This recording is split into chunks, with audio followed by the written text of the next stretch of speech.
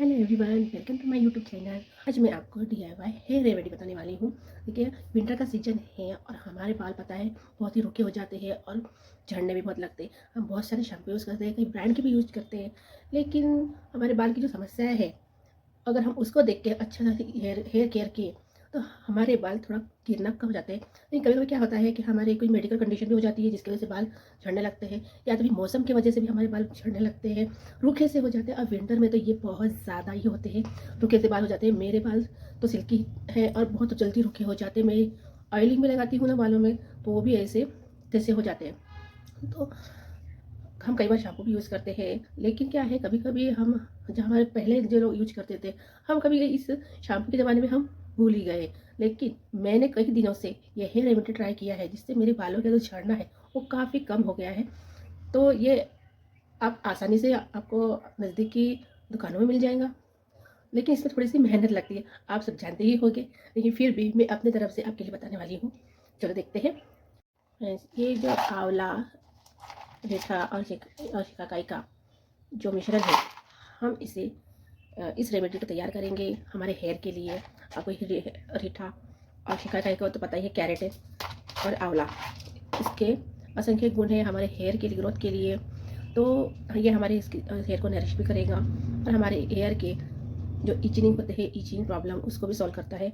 और रूखे बाल हो जाते हैं और हमारे बालों में शाइनिंग नहीं होती है और असमय में हमारे बाल सब वाइट से होने लगते हैं, तब ये रेमेडी बहुत काम आती है। मैंने क्या किया है, मैंने इस रेमेडी को रात भर भिगो के रखा है।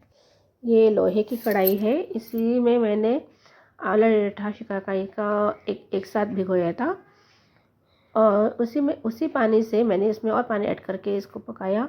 इसको 1/3 का होने तक पकाना पड़ता है। देखिए, ये अच्छे से पक चुके हैं, ये आधे से ज़्यादा कम हो चुका है और हमने अभी इसको बंद कर दिया है। ठंडा होने के लिए हमने रखा था। देखिए, अभी ये जैसे पूरा पक गया है। जैसे हमने रात को इसे भिगोया था, सुबह अच्छे से पानी डाल के हमने इसे पका लिया है, तो ये अच्छे से पक गया है। ये देखिए, ये अच्छे से पक गया है, इसकी गुठली आसानी से निकल गई है। इसी तरह से ये देखो, ये भी अच्छे से पक गया है। तो हम इसको क्या करेंगे, अभी इसको हम एक एक करके सब निकाल लेंगे। इसकी गुठलियाँ निकालेंगे और इसकी गुठलियाँ निकालेंगे, इसको हम ऐसे पूरा ये मिला लेंगे अच्छे से, ताकि इसका जो अर्क है वह पूरा अच्छे से इसमें निकल जाए। ठीक है, ये देखिए, हाथ कैसे काले से काला पर इसलिए आया क्योंकि हमने कढ़ाई जो है, लोहे की कढ़ाई में हमने इसे भिगोया था, इसमें हमने पकाया है, इसलिए इसमें कालापन आया है।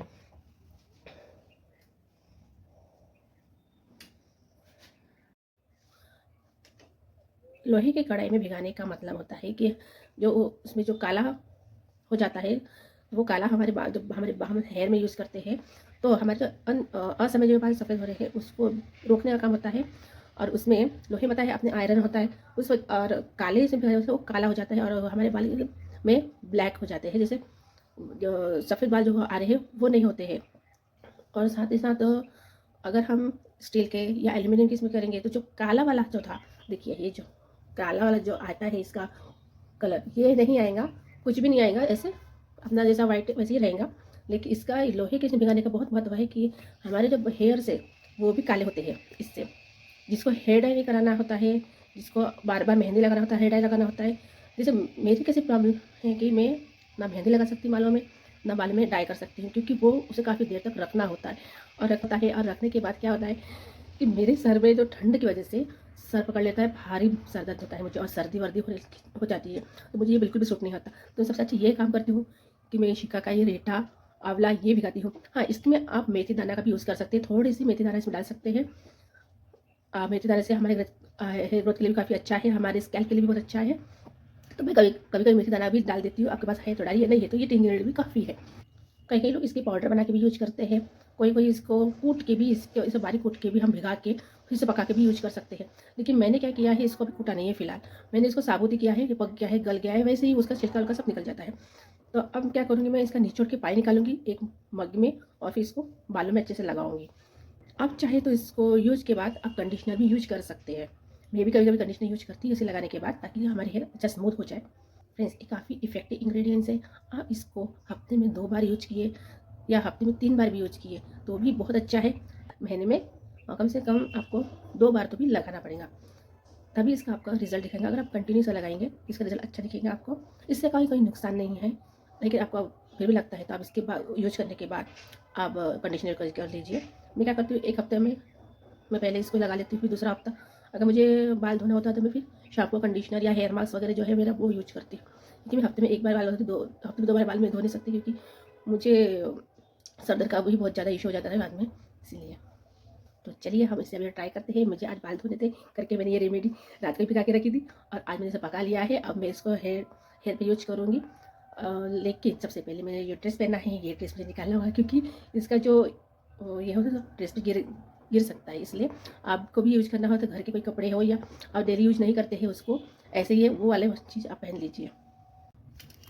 मैंने अपना ये ड्रेस पहन लिया है, इसके ऊपर अगर गिरा भी तो मैं इसको यूज़ नहीं करती हूँ, बस शिकायत के लिए मैंने रखा है इसको। तो मैंने अब अपने कोई एक्सेसरीज पहने हुआ इयर रिंग वगैरह इसको निकालने पड़ेंगे आपको, तो काले हो जाएंगे। ऐसे बाल मोकड़े कर देंगे। मैंने बाल पहले ही मोकड़े कर लिए थे, हेयर कंघी कर ली थी, अच्छे मोकड़े कर लिए थे बाल।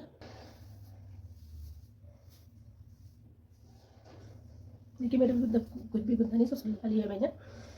अब मैं आपको बताती हूँ इसका यूज़ कैसे करना है। इसको हम अच्छे से मस लेंगे, इसकी गुठली हम निकाल लेंगे और इसको अच्छे से मिला लेंगे। वैसे मसा के इसको निचोड़ेंगे हम, और निचोड़ के इस मिश्रण को हम अलग एक बर्तन में निकाल लेंगे। लेकिन इसको निकालने के बाद उसको फेंकना नहीं है, इसको दोबारा हम पानी ऐड करके उसे पका के हम दोबारा यूज कर सकते हैं इसे, या तो फिर इसे सुखा के आप पाउडर बनाकर भी अपने बालों को लगा सकते हैं। लेकिन इसको फेंकना नहीं है, इसमें आप और भी पका के दोबारा यूज कर सकते हैं। इस तरह से पूरे निकाल लेने का है। इस पानी को मैंने मग्गे में निकाल लिया है। हम इसको थोड़ा थोड़ा पानी लेके स्कैल्प पर लगाएंगे और घस के इसको थोड़ा सा लगाना है, जैसे हम ऑयल लगाते हैं बालों में उस तरीके से लगाना है। एक साथ अगर मग्गे से हम बालों के ऊपर डालेंगे ना तो वो शैम्पू नीचे गिर जाएगा और बालों में ठीक से लगेगा नहीं, इसलिए ऐसे थोड़ा थोड़ा करके इसको लगाना। मैंने इसे 2 पार्ट्स में कर लिया अपने बालों को और अभी मैं लगा रही हूँ। स्कैल्प पे पहले लगाऊंगी और उसके बाद में हेयर में लगाऊंगी। मैंने अपना लगा लिया है और इस तरह से मैंने बन बना लिया है। देखिए थोड़ा स्किन पे लग गया, कुछ नहीं निकल जाता है, तो ये निकल गया है, ऐसे निकल जाता है आसानी से। अगर ये हाथ से ऐसे गिरे तो हम अपने पास जो ये कपड़े रहते हैं इसी से हम उसे पोंछ लेंगे। देखिए मेरे हाथ निकाली होगी। या बालों को जब आप लगाएंगे ना तो वैसे ही बाल काले हो जाएगी, ब्लैक हो जाएगी। इसे आप डेफिनेटली ट्राई कर लीजिए। कम से कम हफ्ते में एक बार आप इस रेमेडी को यूज कीजिए, आपको रिजल्ट बहुत अच्छा मिलेगा। जैसे मेरे हाथ हो गया है। और इसको है ना अच्छे से स्कैल्प पे पहले मैं क्या करती हूँ, पहले स्कैल्प पे ऐसे घस के लगाती हूँ, उसके बाद वो बाकी हेयर्स पे मैं लगा लेती हूँ। बचा हुआ जो अपना होता है पानी वो उसको लगा लेने का अच्छी तरह से पूरा लगना चाहिए, भले ज़्यादा नहीं कम नहीं लगना चाहिए। और उसको ऐसे डालना नहीं पड़ता, सिर्फ थोड़ा सा स्कैल्प पे घस के हमें जब ऑयल लगाते हैं ना घस के हमें लगाना चाहिए। इसको कम से कम 10 मिनट तो भी रखना पड़ेगा हमें। आप 15 मिनट रखना चाहते तो रख सकते हैं, लेकिन कम से कम 10 मिनट तो भी रखना ही होगा। उसके बाद ये बाल हमें धोना होगा अच्छी तरह से, आप ठंडे पानी से या कुनकुने पानी से भी अच्छे से धो सकते हैं। गाइस मेरे 10 मिनट हो चुके हैं और अब मैं हेयर वॉश करके ही आपसे बाद में अपने बाल अच्छे धो के उसके बाद में आपसे मिलती हूँ। मैंने बालों को धो लिया है अच्छे से और इसे थोड़ा बहुत सुखा भी लिया है मैंने। अब मैं इसको हेयर ड्राई करूँगी। देखिए बाल कितने सॉफ्ट लग रहे हैं। मैंने धोने के बाद इसमें कंडीशनर भी यूज किया था मैंने, ताकि बाल सॉफ्ट हो जाए। मैं अब बालों का हेयर ड्राई से सुखाऊंगी। मैं ये हीट प्रोटेक्ट सीरम लगा रही होती हूँ पहले बालों में। एक बार हाथ में बार बार इसलिए दिखा रही हूँ कि देखिए कितने हाथ काले हो गए हैं, तो बाल भी कितने काले होते होंगे ये मैं दिखा रही हूँ। लेकिन ये जो हाथ में जो काला वगैरह हो जाता है ना वो निकल जाता है आसानी से। नींबू वगैरह हम यूज कर लेंगे तो वो निकल जाता है,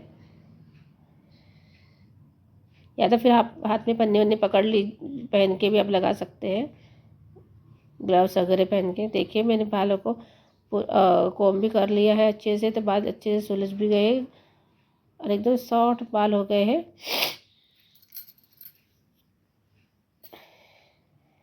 एक बाल में भी हल्की सी एक से नेचुरल शाइनिंग भी ऐड हो जाती है इसमें। यह है मेरा फाइनल लुक। आपको कैसा लगा? आपको पसंद आया हो तो लाइक एंड सब्सक्राइब कर लीजिएगा।